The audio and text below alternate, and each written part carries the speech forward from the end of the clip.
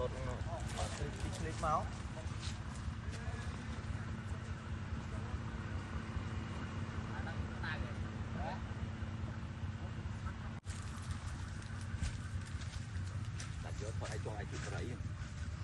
nó thôi chắc mà ở con cha lên một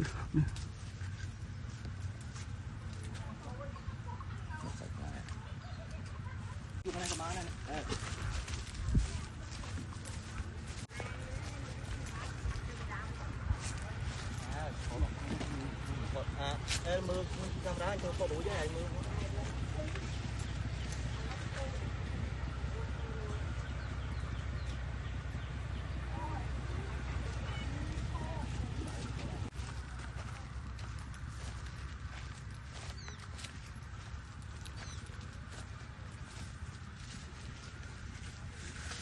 lại chọn lên mũi nữa tiếp áo đi mau làm đi mũi tiếp sát ra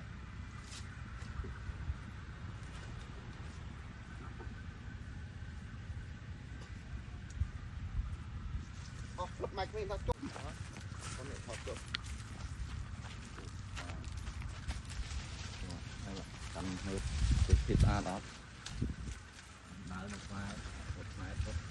chắc nó ăn cái mũi mình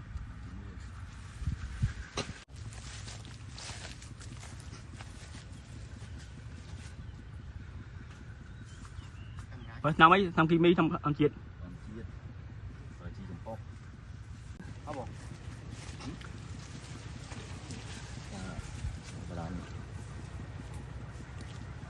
anh ấy ba ska này chọc bão bây giờ này cho bão cho hai bây giờ hai